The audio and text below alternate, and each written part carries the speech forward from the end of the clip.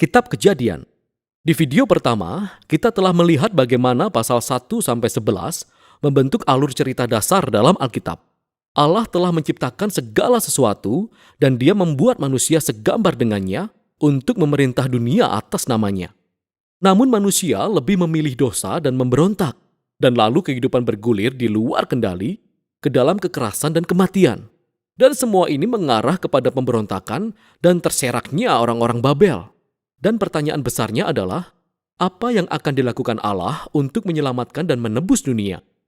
Dari kisah tentang terseraknya orang Babel, penulis menelusuri silsilah sebuah keluarga yang mengarah kepada seorang pria bernama Abram, yang kemudian dikenal sebagai Abraham.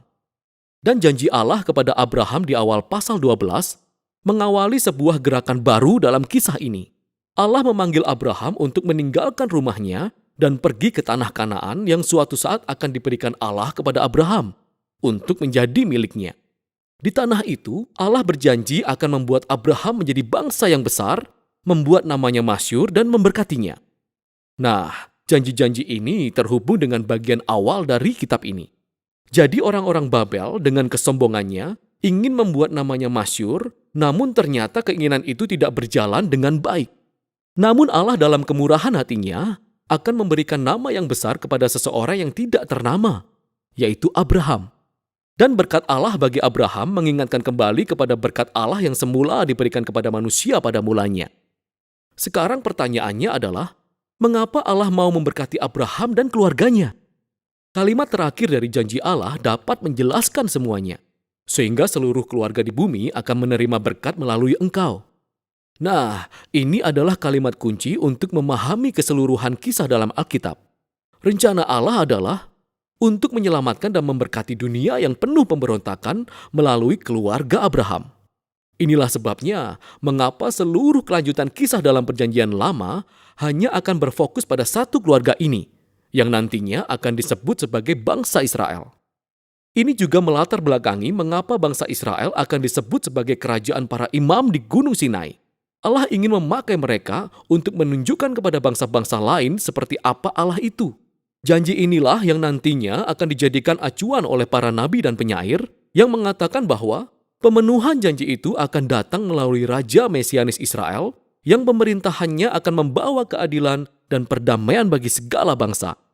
Sampai titik ini, kisah ini belum benar-benar jelas. Sehingga kita harus terus membaca dan melihat bagaimana janji ini berkembang. Sisa kitab ini berfokus kepada Abraham dan keluarganya. Pertama-tama, Abraham sendiri, lalu Ishak anaknya, dan Yakub anak Ishak, kemudian berlanjut kepada ke-12 anak Yakub. Dan kisah tentang setiap generasi ini disatukan oleh dua tema utama. Pertama, setiap generasi dari keluarga Abraham ditandai dengan kegagalan yang terulang. Mereka terus-menerus membuat keputusan-keputusan yang buruk yang mengacaukan kehidupan mereka dan menempatkan janji Allah dalam bahaya. Namun demikian, Allah tetap setia kepada mereka. Dia terus menyelamatkan mereka dari diri mereka sendiri dan menegaskan kembali komitmennya untuk memberkati mereka dan memberkati bangsa-bangsa melalui mereka meskipun mereka sering gagal. Kisah Abraham. Allah telah menjanjikan keluarga yang sangat besar kepada Abraham. Namun pada dua kesempatan yang berbeda, Abraham khawatir dengan keselamatannya karena ada laki-laki lain yang tertarik kepada istrinya. Abraham menyangkal bahwa dia telah menikah dengan istrinya. Dan tentu saja hal ini menimbulkan masalah bagi mereka. Dan bukan hanya itu saja. Abraham dan Sarah istrinya tidak bisa memiliki anak. Jadi Sarah mengatur supaya Abraham tidur dengan salah satu hamba perempuan mereka. Dan hal ini juga menimbulkan permasalahan dalam keluarga mereka. Tetapi Allah selalu menebus kesalahan Abraham. Dan di pasal 15 dan 17, Allah bahkan meneguhkan janjinya kepada Abraham dengan sebuah komitmen resmi yang disebut perjanjian. Ini merupakan sebuah adegan klasik. Allah meminta Abraham untuk memandang bintang-bintang di langit dan menghitungnya. Allah berkata bahwa akan sebanyak itulah keturunan Abraham kelak. Meski semuanya terdengar mustahil, karena saat itu Abraham tidak punya anak. Dan sepertinya tidak akan pernah bisa punya keturunan. Abraham tetap memandang ke langit dan percaya begitu saja terhadap janji Allah. Lalu Allah merespon dengan membuat sebuah perjanjian dengan Abraham. Allah berjanji bahwa Abraham akan menjadi bapa segala bangsa dan bahwa berkat Allah akan dicurahkan kepada bangsa-bangsa. Allah meminta Abraham untuk menandai keluarganya dengan suatu tanda perjanjian, yaitu sunat bagi semua anak laki-laki dalam keluarganya. Hal ini merupakan sebuah simbol peringatan bahwa pertumbuhan keluarga mereka adalah anugerah dari Allah. Dan pada akhirnya, Abraham mempunyai banyak sekali anak-anak dan dia meninggal pada usia yang lanjut. Nah, kisah Yakub menyuguhkan tema yang sama dengan cara yang lebih dramatis. Sejak lahir, Yakub hidup sesuai dengan arti namanya, yaitu penipu. Dia mengelabui Esau kakaknya dalam hal berkat dan warisan. Dia melakukannya dengan cara menipu ayahnya yang sudah kabur penglihatannya karena sudah tua. Setelah itu, dia pergi begitu saja. Yakub memiliki 4 orang istri, walau sebenarnya dia hanya mengasihi salah satu istrinya yang bernama Rahel. Hal ini menimbulkan persaingan-persaingan di dalam keluarga. Satu-satunya peristiwa yang merendahkan hati Yakub adalah ketika ia ditipu oleh pamannya yang bernama Laban selama bertahun-tahun dalam hidupnya. Akhirnya, kondisinya terbalik. Yakub yang sudah direndahkan hatinya kembali ke tanah kelahirannya. Dalam sebuah cerita yang sangat aneh, Yakub akhirnya bergulat dengan Allah karena ia ingin Allah memberkatinya. Beberapa hal memang tidak akan pernah berubah, bukan? Tetapi Allah menghargai kegigihan hatinya. Dan dia meneruskan berkat Abraham kepada Yakub. Dan Allah mengganti nama Yakub menjadi Israel, yang artinya bergulat dengan Tuhan. Inilah bagian akhir kitab ini, kisah anak-anak Yakub, di mana seluruh tema cerita mencapai puncaknya. Yakub mengasihi anak termuda kedua yang bernama Yusuf, lebih dari dia mengasihi anak-anaknya yang lain. Dan Yakub memberikan jubah istimewa kepada Yusuf. Dan ke-10 kakaknya menjadi benci terhadap Yusuf. Mereka menculiknya dan berencana untuk membunuhnya. Namun kemudian mereka lebih memilih untuk menjual Yusuf sebagai budak untuk dibawa ke Mesir, di mana ia berakhir di penjara. Betapa keluarga yang gagal. Namun Allah menyertai Yusuf. Allah menyusun rencana untuk membebaskan Yusuf dari penjara, dan pada akhirnya Firaun mengangkat Yusuf menjadi orang penting kedua dalam pemerintahan di wilayah Mesir. Sehingga Yusuf menyelamatkan bangsa Mesir pada masa kelaparan. Dia juga menyelamatkan saudara-saudaranya dan keluarganya dari kematian akibat kelaparan. Sekali lagi, kita bisa melihat kebodohan dan dosa keluarga Abraham yang dipertemukan dengan kasih setia Allah yang sanggup mengubah maksud jahat dari saudara-saudara Yusuf menjadi kesempatan untuk menyelamatkan kehidupan.